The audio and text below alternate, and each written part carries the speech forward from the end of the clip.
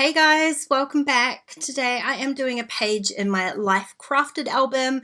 It's going to be super simple, but I love how this one turned out. So let's get started. I have got two base pages here on my desk. They're just white cardstock. I have trimmed them to 5 by 8 1/4 each one.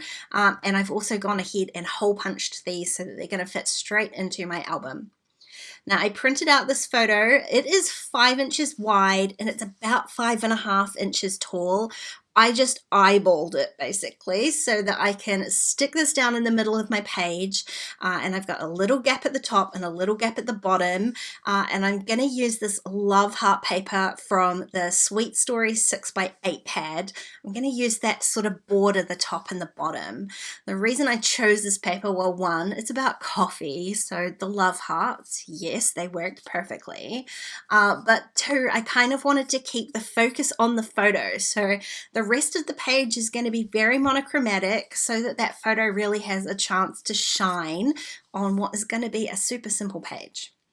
So I just marked the paper there to see how high I needed that strip to be. Because I've eyeballed my photo, I can't really use any maths to work that out. So what I'm doing is just working out whether I've got enough strips on this paper to do the 4 strips on my page that I need, so that each strip has 3 full sets of hearts.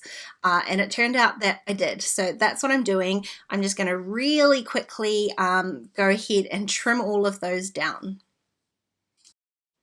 Now I've got those strips trimmed down, and I'm going to adhere them to my page. What I want to do is I want to adhere them so that they're centered in the middle of my spread. So I'm going to just bump this strip up against the edge of my photo, and I'm going to make sure that the edge of my page on the left hand side is in the middle of one of those rows of hearts. So I'm going to have a little bit dangling off left and right. I'm going to repeat the same thing on the bottom of this page, the same thing on the 2 pages on my left hand side, the 2 pieces, sorry, on my left hand page, and then I can go ahead and trim off all of those pieces that are overhanging.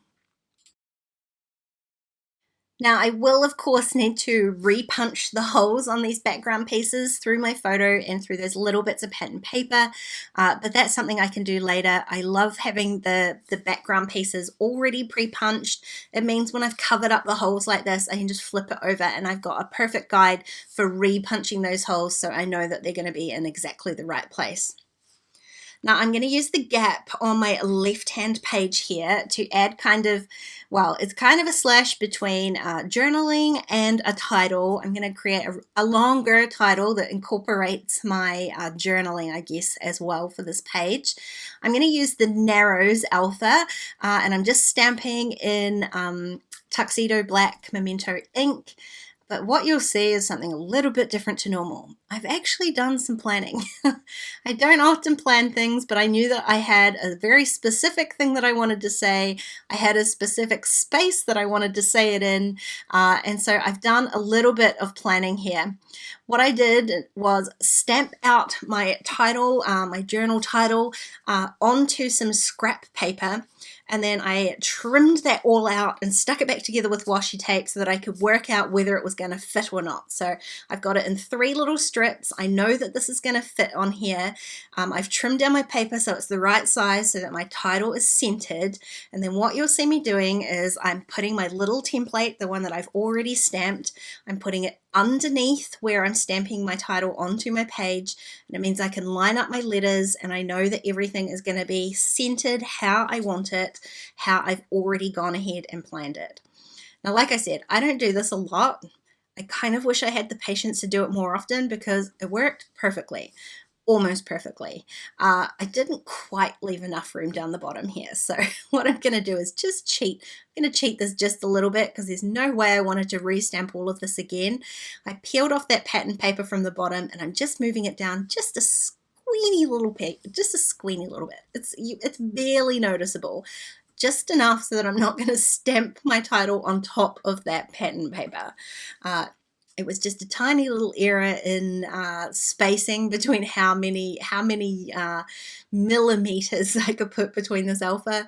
It's a very thin alpha, so you can stamp larger words like language across here.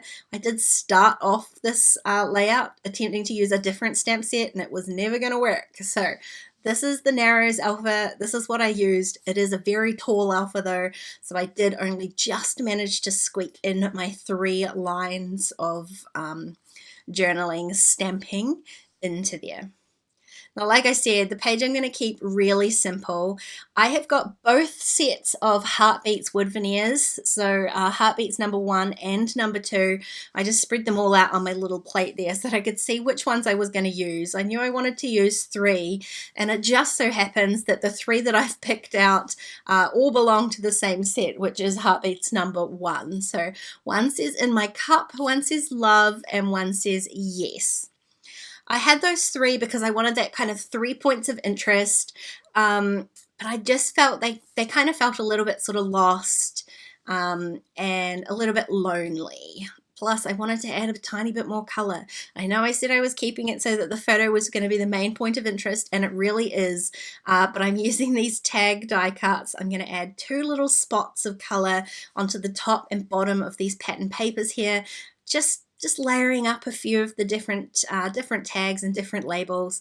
I am trying to use like both halves, so if I've used a pink one up the top, I'm going to use a pink one down the bottom. Same with the yellow, same with the kind of blues. I want to keep all of those colors consistent, but it's just going to give me a tiny bit of color, a tiny bit of life to this page, and just help tie those 2 sides together.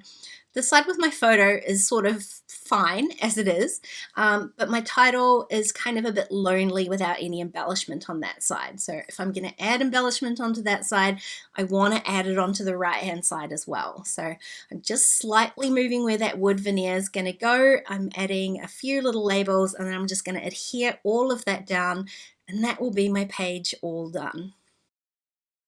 So like I said, it's a really simple page, really, just really easy, but I am so glad that I took the time to stamp out that title template so that it wasn't just a total disaster and it lined up exactly how I wanted it to.